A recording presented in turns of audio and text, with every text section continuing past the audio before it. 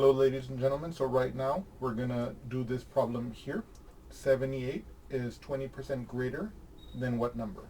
Okay, set 20% greater, that means we're going to be talking about a percent increase problem. And so the first thing we want to do is we want to write down our formula. Okay, and so here I have written our formula for us. After over before equals 100 plus p over 100, where if the p is the percent increase if the p is positive, and p is the percent decrease if p is negative. Here we're looking at a percent increase, right? Because it says here that it's 20% greater, okay, than what number, okay? So we want to figure out what is our after, what is our before, and what is our p. Here we know that the p is, since it's 20% greater, we know that it's going to be a positive 20. So we're going to put a 20 there. Now 78 is 28% greater than what number? So the after will be the 78, because the 78% is 20% greater than some other number. So here the b is our unknown. We're going to let x represent it, okay? Okay. Once we have identified the data from our problem,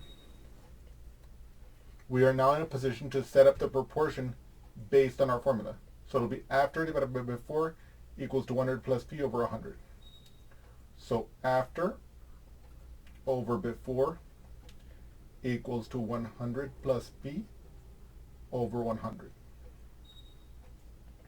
Now you can see that this right hand side can be rewritten as 120 over 100, and of course here we can divide the top and bottom by 10, right?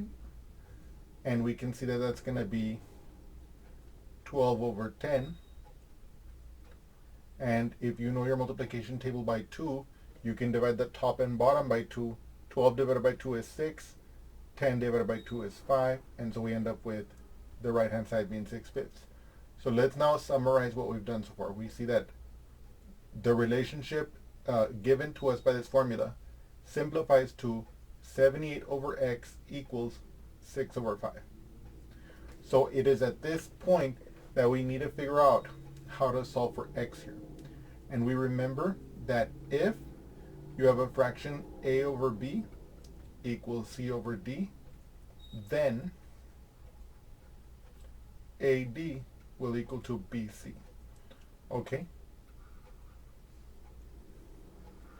By the way, one of the things I want you to notice is how I'm verbalizing my formulas.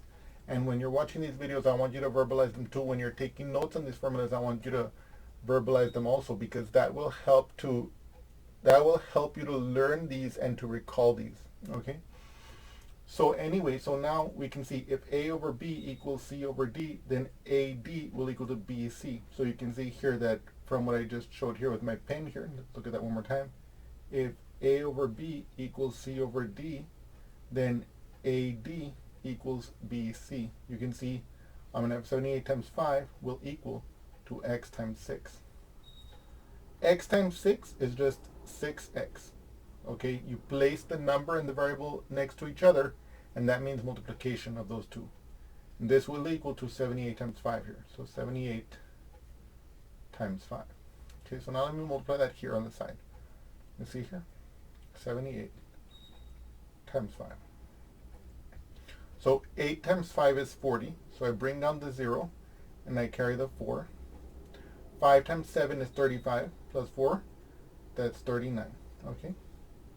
So I can see that this yields 6x equals 390. Okay. Now you see here, there's a 6 next to the x, and that means that the 6 is multiplying the x. What's the opposite of multiplying by 6? Dividing by 6. So I'm going to divide both sides by 6 here, and I'm going to get that x is equal to 390 divided by 6. Okay. So now we have to figure out what is 390 divided by 6. Okay. So what we're gonna do is we're gonna do here is we're gonna set up our division house. We want to calculate 390 divided by 6. So 6 will go outside the division house, and 390 will go inside of it. So So I begin by asking the question, does 6 go into 3? We know it does not. Does 6 go into 39? Yes. If you know your multiplication table of 6, you know that 6 times 6 is 36, right? So you know that 6 goes here because 6 times 6 is 36.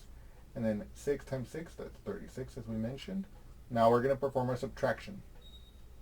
What is 9 minus 6? That's 3. So we're going to place our 3 here. What is 3 minus 3? That's 0. So we could mark a 0 here, but we usually don't. And so I'm not going to. Now we bring down this 0 like this and we put that here. Then we ask the question, how many times does 6 go into 30? And we know that is 5 because 5 times 6 is 30. So 5 times 6 is going to be 30. You can see when you subtract, 30 from 30 that you're going to be left with 0 here. Okay, and since there's nothing else to drop here, we know that the division stops. And in fact, we can see from this result that 390 divided by 6 is exactly 65. Okay. Okay. So we can see now that the x that we solved for is 65. Okay. So now, as I've mentioned before in previous problems, we want to write a sentence that captures what this solution means in the context of our original problem. Okay, and what it means is that 78 is 20% greater than 65. That is the conclusion that we can draw from this problem. I hope you've enjoyed this explanation, and I look forward to seeing you again soon. Thank you so much.